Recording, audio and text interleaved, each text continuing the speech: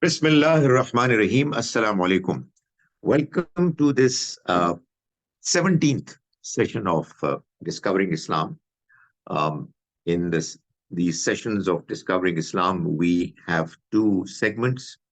One is on an important topic relevant to Islamic teachings, and the other is a study of a passage of the Quran, which we are doing in a sequence. And we're somewhere in the middle of the first half of Surah Al-Baqarah. So the first of these two segments is on belief in life hereafter. We had started talking about beliefs, and we have reached belief in life hereafter.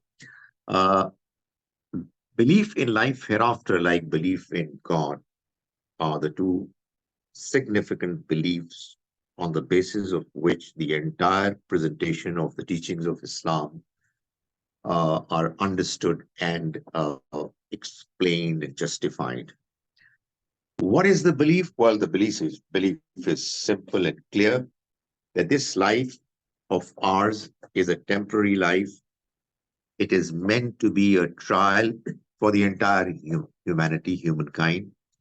After death, most humans are going to be in a state that can be described, probably the closest description could be a state of sleep.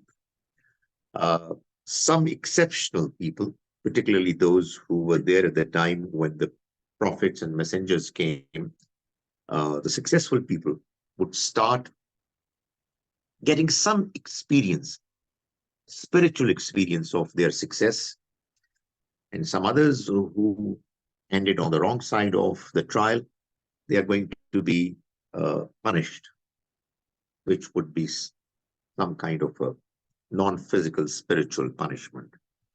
Uh, People are going to be judged, all humanity, on the day of judgment, which is going to be a big day.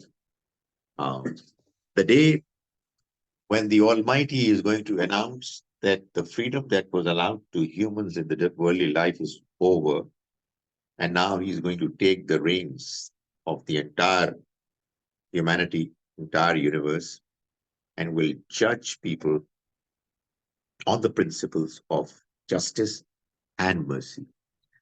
And his judgment of each individual is going to be based on his, her capacity, the respective capacities of individuals, which really means that the Almighty would take into consideration the environment, the abilities of the individual's circumstances, and will set forth a minimum acceptable level of performance, both in the domain of faith as well as in the domain of performance, physical, well, practical performance.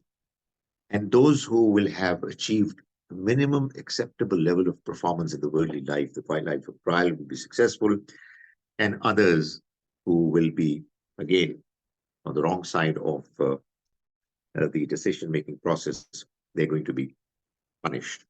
This punishment could be temporary, for them to be given a time for them to get cleansed and then be eligible to enter the paradise, or the punishment could be permanent.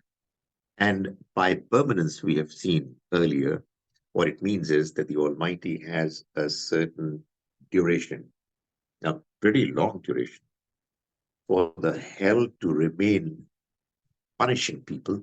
And then when that duration is going to be over, then it's going to be all over for such people. This is what has been mentioned quite clearly in the Quran in Surah 11, Surah Hud, verse 107.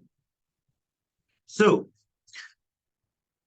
as you can see, it's a very important claim. I mean, claim is what becomes a belief when you accept a claim. So those who accept this claim believe in it. Those who do not accept this claim, they need to be invited to believe. You know, when we invite people to believe, what we say is that, look here, it's one of the two possibilities. Either it's going to happen then man, be serious and try to understand it. If it's not going to happen, well, not much of a problem. It's going to be all over anyways. So it's a very strong, important claim, which turns out to be a belief for us. But one thing can be said with reasonable certainty is that this claim, which is our belief, makes this life appear meaningful. Otherwise, it really is meaningless. It's a joke. But I'll come to it later.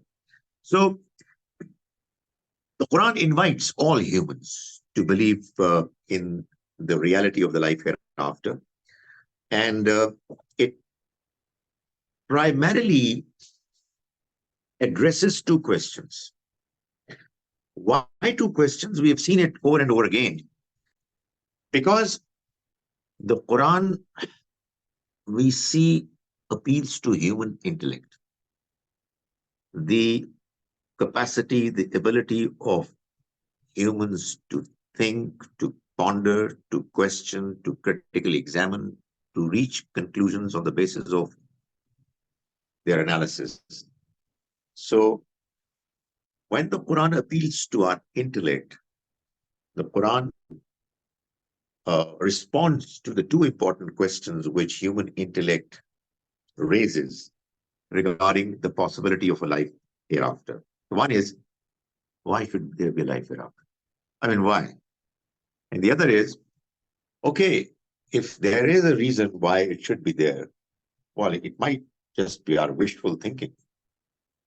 How is it possible? I mean, if you think that there's something reasonable, but it's not practically workable, then again the claim is not very strong. So, not surprisingly, while the Quran invites the attention of human intellect to believe in the beliefs it is presenting them to accept, it is addressing these two very important questions. Why should there be life hereafter? And how is life hereafter possible? So, I will discuss the first of these two questions today in the light of the Quran. But just to recap what we had already discussed regarding belief, that the process of acquiring faith belief, according to the Quran, is through uh, intellectual reasoning and the confidence in the text. You know, what happens is that we read the Quran and we look at the arguments that make us feel comfortable that this Quran is the very same text which was presented 400 plus years ago by the Prophet Sallallahu Alaihi Wasallam with the claim that it's God's word.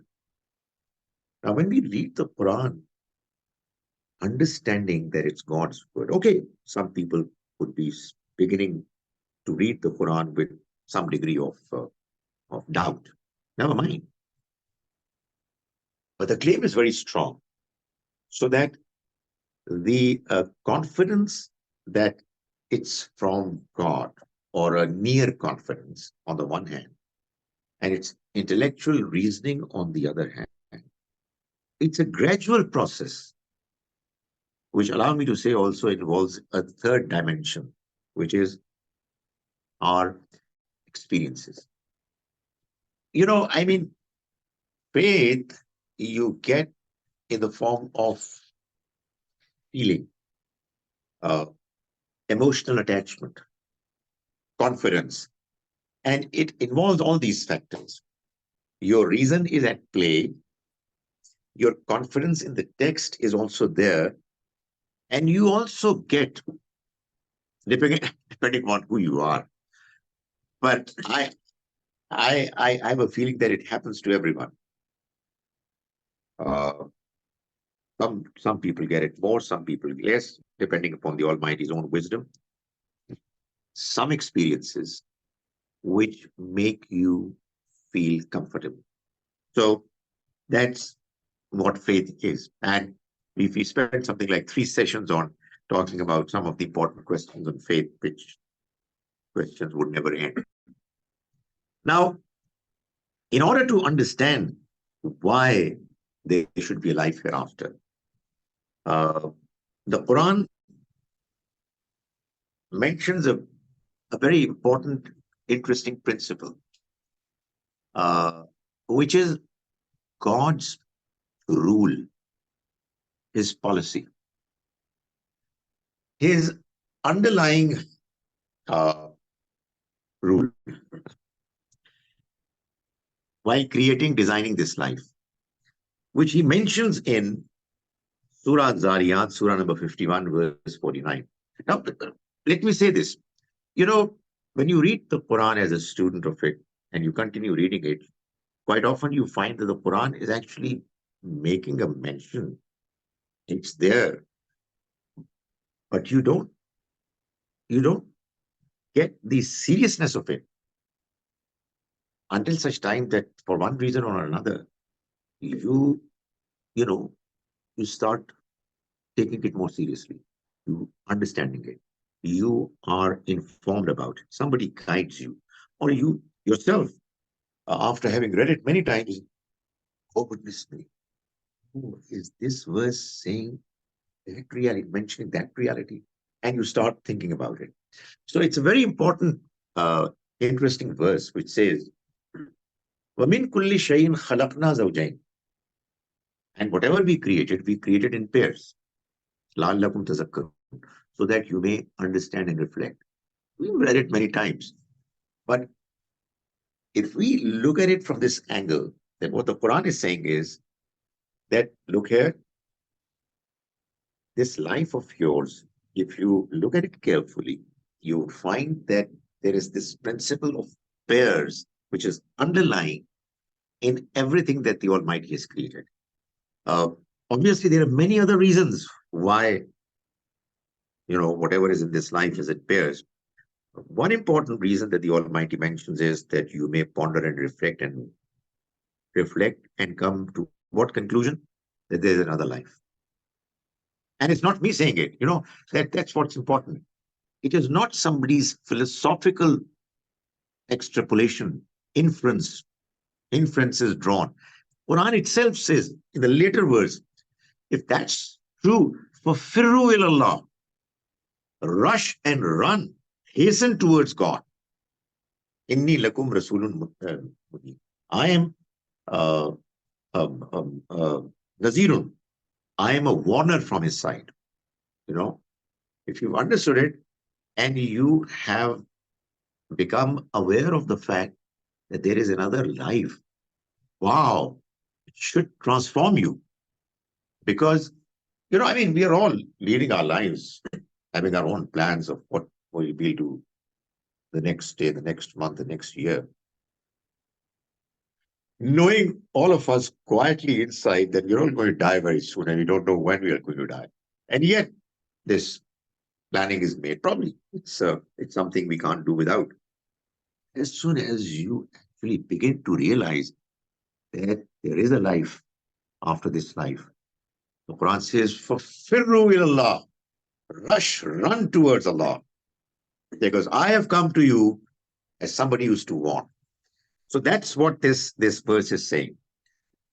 Now, the reason why it's saying is that the Quran itself clarifies that this life is also a partner of a pair.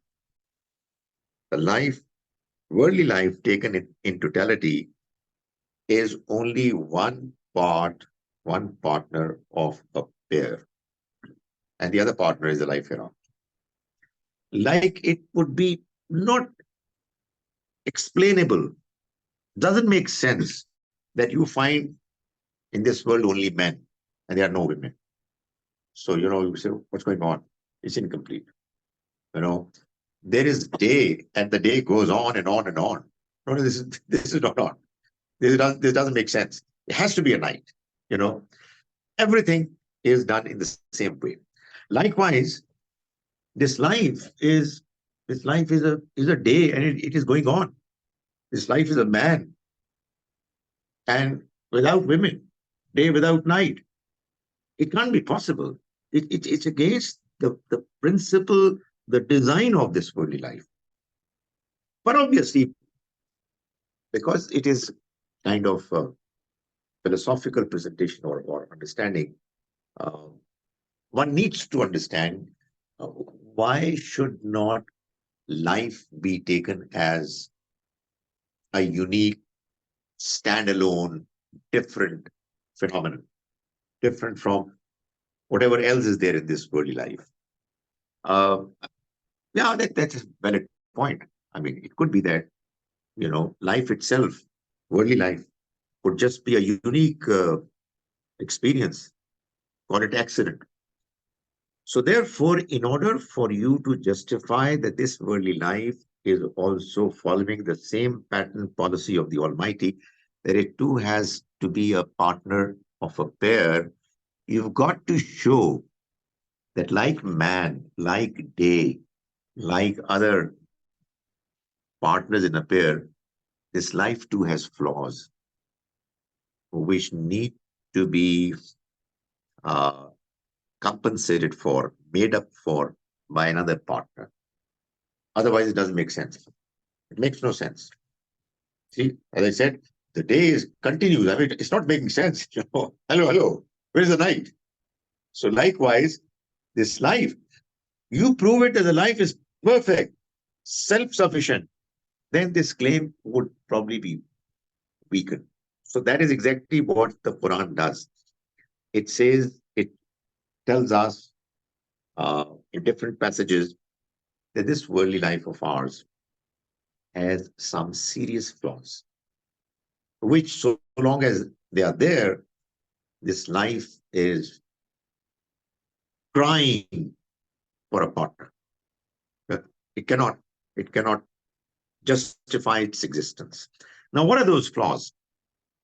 Uh, at least four flaws are what you find prominently mentioned in the Quran. One of them is that this life is unjust.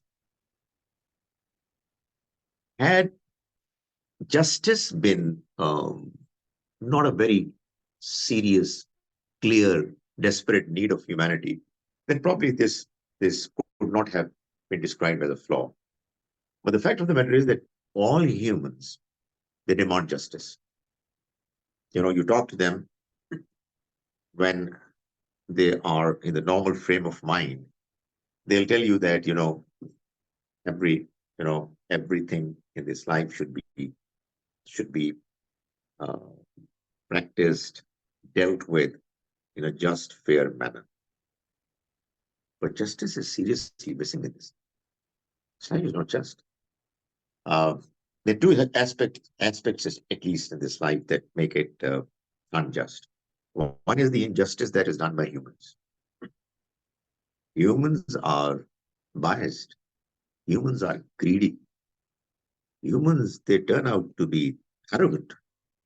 You know, they have their affiliations, attachments, emotional attachments, and that's why they turn out to be unjust. Uh, and because they're free, people who are in power, who have the ability to take decisions, they become unjust. And we see every day in this life that there are manifestations of injustice. The other aspect of injustice is it seems inbuilt. Probably, I mean, obviously, in many cases, it again has to do with humans not behaving properly. But there is, in addition, something in the design of Islam. I mean, let's suppose some people we know, for example, are born blind. What is their fault? They don't have eyes to see. I mean, imagine, you know, the kind of blessing that we have. We can see things. There's some people who are deaf, dumb. Some people have, kind of the deficiencies uh, by birth. They're handicapped. Some people, they have uh, problems that emerge later, diseases, etc. Some people are poor, some are rich, some are intelligent, some are ordinary in their intellect, and so on. Uh, and you wonder what's going on. Some people are born with silver, the proverbial silver, in fact, golden spoon in their house. Others, they are born to families just struggling for 2 meals a day. So, this life is unfair, unjust. And therefore, and justice is what we all yearn for. That's one problem. The other problem is that it's not just justice. Justice, obviously, is a very important aspect of the moral sense that humans have that is not properly catered for in life. But there are many other immoralities in this life which are taking place, happening everywhere, left, right, and center. And we humans, we don't like it. We don't like what's happening. And yet it's happening. I mean, if kids, sons, daughters don't treat their parents properly, they misbehave with them, it's not acceptable. What's going on? But it's happening. So there are lots of immoralities, telling lies, uh, people resorting to corruption, and so on. So it's an immoral world. And morality is what all humans in their normal state of mind, they would want to see happening, practiced. The third problem that we have in this life is that, if you look at this life in its totality, we do try to smile, laugh, and enjoy it.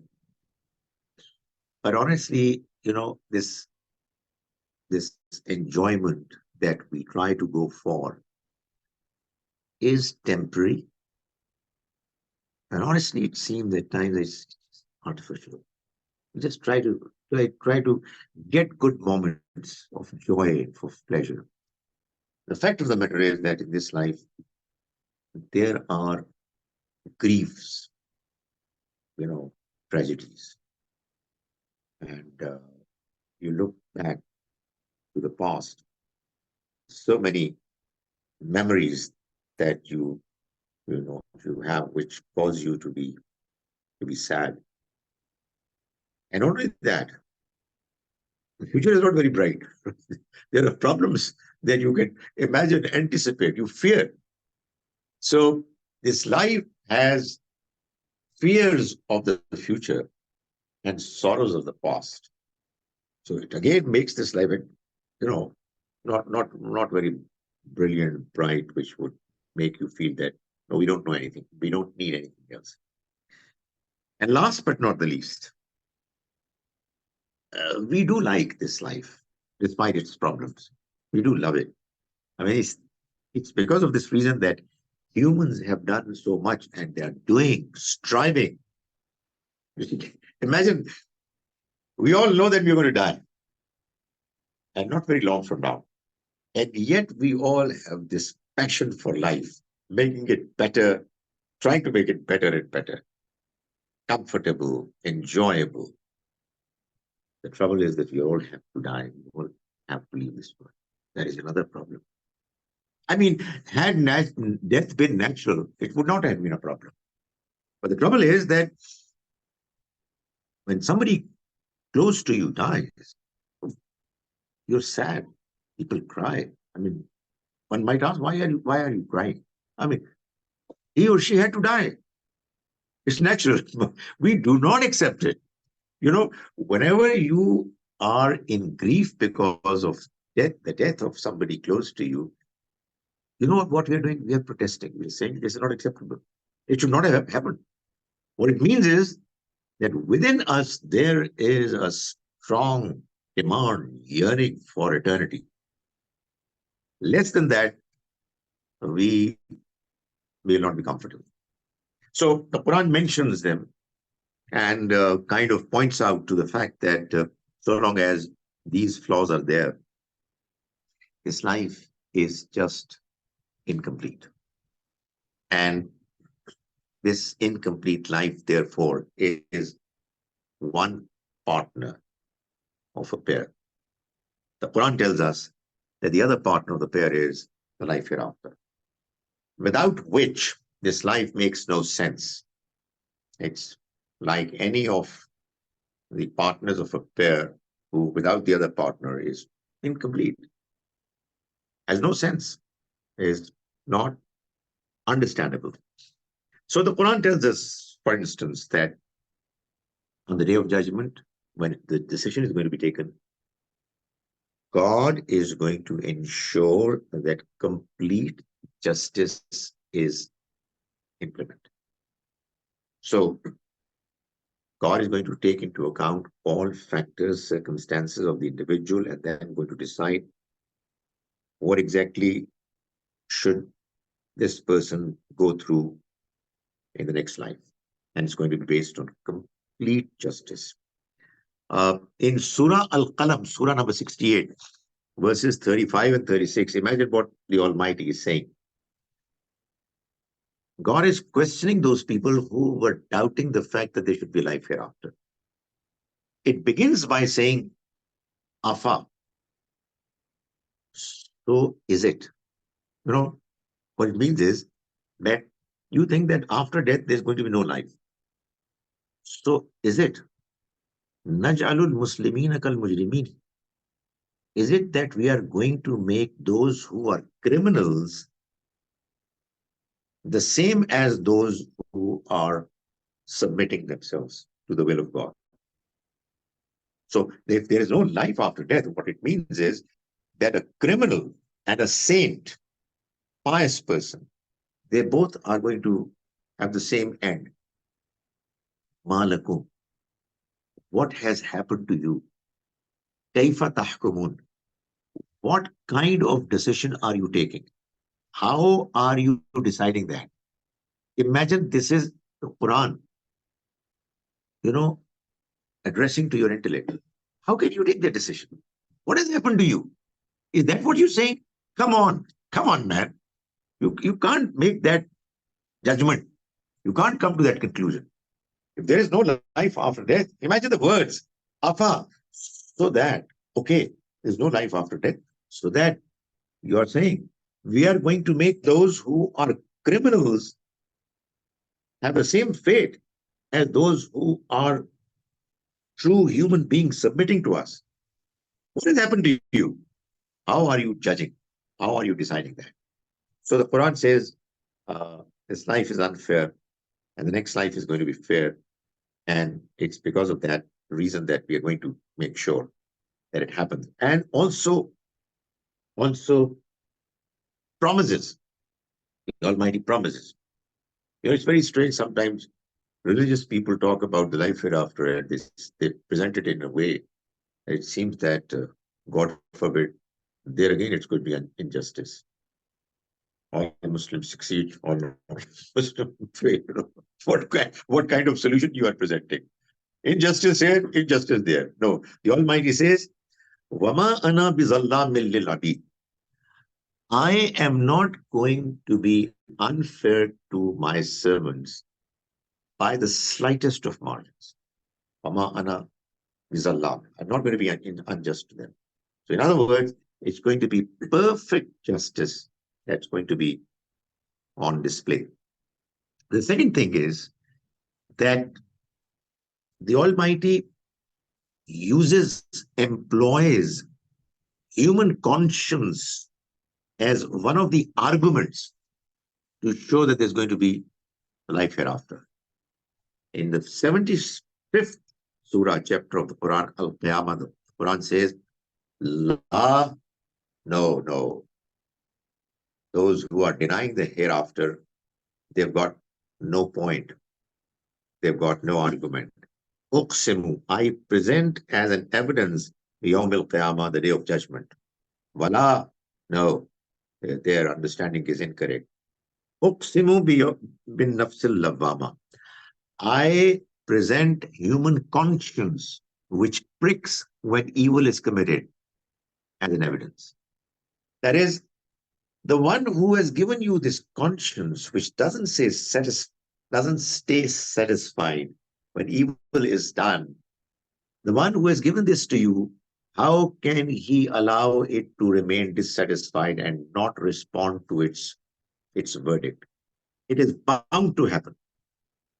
So, in other words, there is an evidence of the day of judgment right in our own person, within each individual's personality, conscience.